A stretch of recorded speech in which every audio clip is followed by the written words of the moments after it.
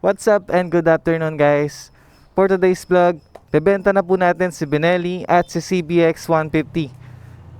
Na-swap, add cash po natin to sa adventure bike na 1000cc. Mamaya po natin disclose pag nakita na natin in person kung anong bike yun, no? 1000cc adventure bike. So nag-add ng cash. Tapos kapalit na itong dalawang to, adventure bike and naked bike na inline 4 at inline 2. 150cc and 600cc. Ito po yung mga motor ni Boss J-Tol. Tapos tayo, deliver na natin doon kasama si Boss Dos. Siya yung magdadala ng CBX 150. Tapos ako naman po dito sa Benelli TNT 600i. At tanghaling tapat na ride, mainit. Good luck. Tara, sama kayo sa amin. Ayun o, bye-bye.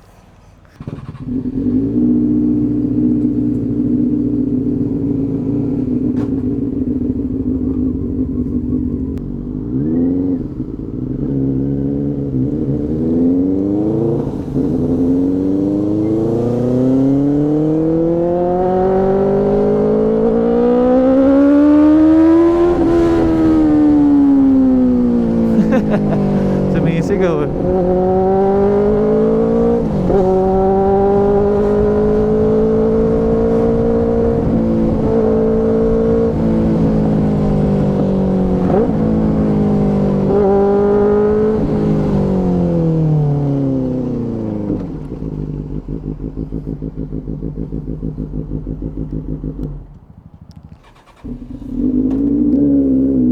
Let's go.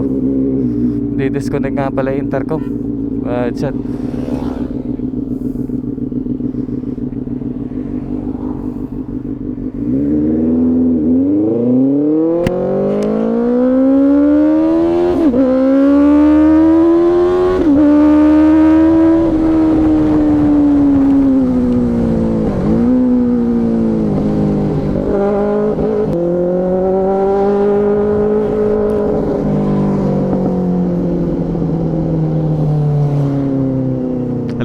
Hello. Kala ko madidisconnect yung intercom eh.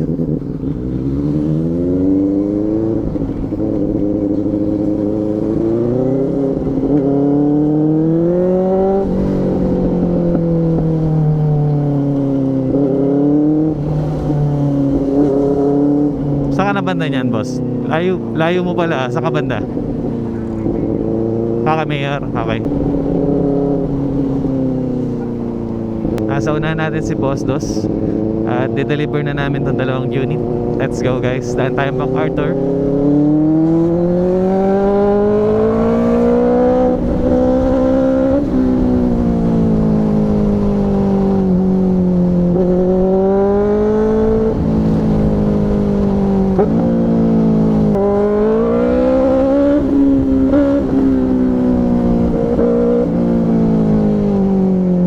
Mas magaling ka sumingit dyan, boss, kasi mas magaan eh, no? Kailangan yan dito sa MacArthur.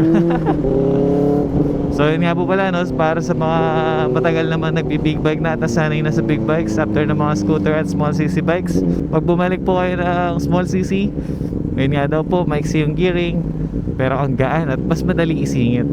1:27 PM, dito na tayo sa Tabang, Giginto. Ayun, no? Dyan tayo tumatambay sa Shell Tabang. Tapos dyan yung malola sa kanan. Ayan, pababa dyan. Pares yan, may daan. First time kong madadrive tong si Benelli dito sa MacArthur. Naka-inline 14, katulad ni CB. Yun o, ganun sana. At ayan po si Boss Dos, dala yung CBX 150.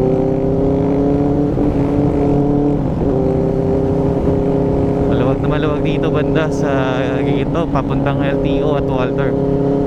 At mukhang okay na yung mga kalsadang malubak na gawa na, no? Tingnan natin sa Balagtas tapos sa Bukawi kung anong lagay. Then po LTO para sa mga may violation at magpapa-renew. Tara tayo sa Walter, Giginto. Dito, nag-iingat ako dito pagka may mga tatawid. Lalo na't pakurba yung daan, no?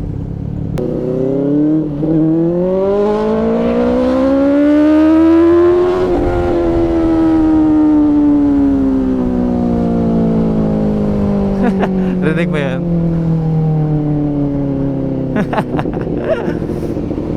Mambubulabog po tayo sa public road, sa National Highway. Total, madalang lang din po dumaan dito yung mga big bikes.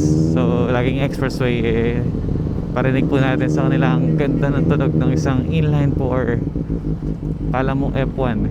Binlag ko pa naman na for sale na si Benelli, pero dahil late upload yung mga magko-comment doon, ano, akala mabibili pa nila, tapos may ganito na palang vlog na for sale na binebenta na.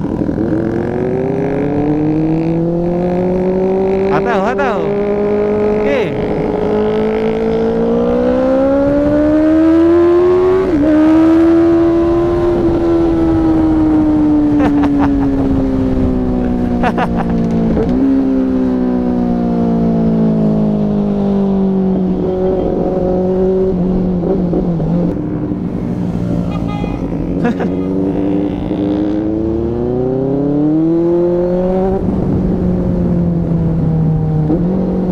You know, dito ako lagi nung bata ako, boss.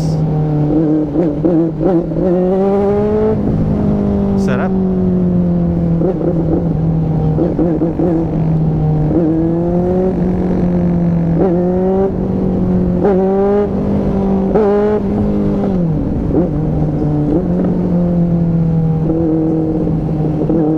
Sarabi.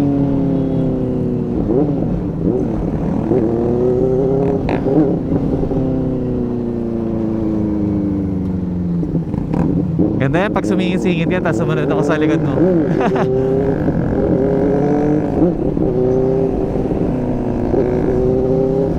Kung Raider yung motor ni Boss J ito, may content na tayo agad eh. Parehas 150cc oh. Kaya lang kasi mukhang big bike din yan sa video. Galing ah, nakakatawa makita ka sumingit-singit dyan sa motor na yan. Diyan pag maluwag yan, may guhitan ulit dyan.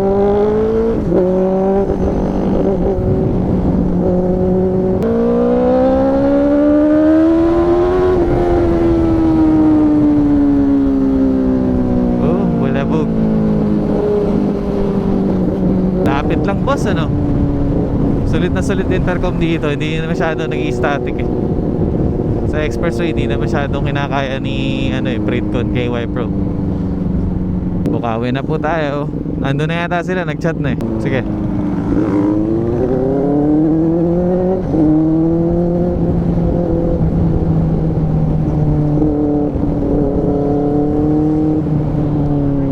Sa baba tayo, kanan tayo. Tapos ikot sa ilalim ng tulay.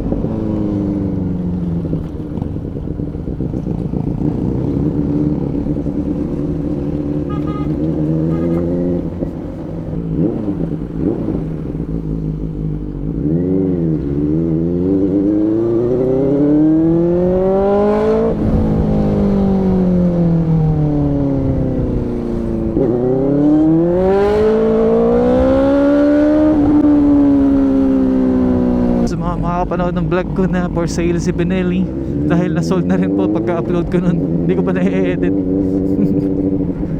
Nagkasunod-sunod yung mga rides. Dito tayo kumain dati na naka-CB 650R tayo, tapos Insta360 export, tapos nireview ko yung 450SR dyan, no? Yung wings. Dami sinabi. So di pa po natin dinidisclose kung ano yung bike na makakaswap na itong dalawa. Tignan po natin mamaya. Ayun, buti nakasmoke ka. Sakit sa mukha na ito kung naka... Oo, ko rin eh.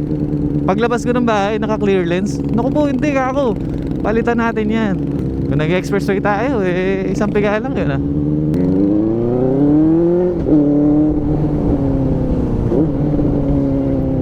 Grabe ka, sumingit yun ah. So sa mga nakakapanood na ng mga dati natin vlog, pagpupunta tayong auto garage, ito rin yung daanan. Hey net.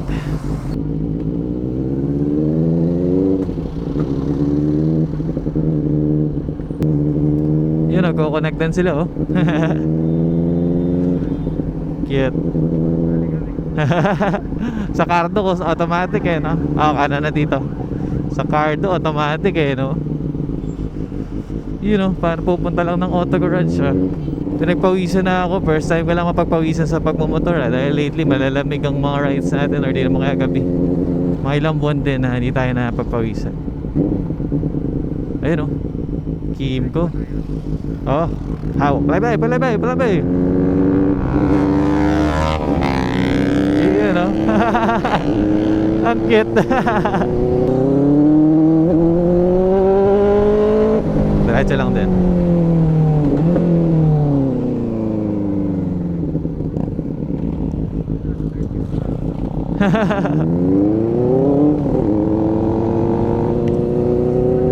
Okay.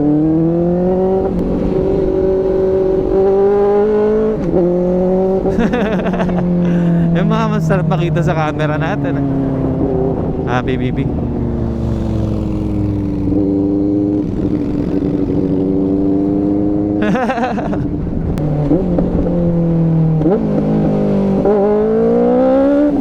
Tin-trigger eh, no? Lapit na po tayo. Sa mga nag-worry, nagwa-100 no hands ako sa big bikes. Huwag niyo po gagayahin, no? Dahil sa beginner, mag-goal kayo sa torque na ito. Saka baka di nyo makakontrol, bigla mag-wobble. Ito po kasi para ano, ito po kasi para ano, pag-relax natin pagka nakakawit tayo sa ride. Sa kabisado na po natin yung bike. Di pa ako nakakapag-reply sa mga comments nyo guys dun sa may MTO9 sa mga oras na to. Mga kalahati, no? Baka dito, pasok ka dyan, balik ako, pasok ka dyan. Ayun sila, nandun sila. Lumagpas pa nga. Tapos pag liliko kayo turn guys sa big bike, make sure na malawak yung kalsada para di na kayo mahirapan mag-atras sa bante.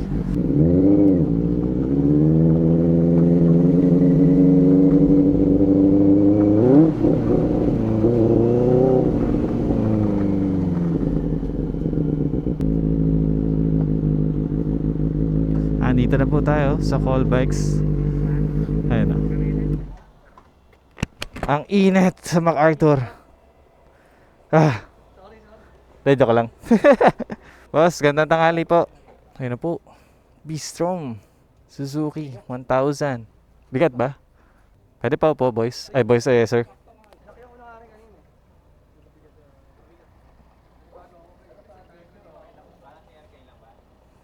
Mukhang solid to. Matigas to. Mabigat, parang TRK nga. Hindi, ikaw yung manghuli sa amin. Pucha. Meron ka pang ano? May radyo ka pa. Pucha, ang laki niya na. Diyan yung radyo, pwede kayo makuha. Ito po yung next vlog natin, first impression rate. Pagka natuloy na po yung deal. Kami na siya. Parang sumisilip sa tigre sa suwa.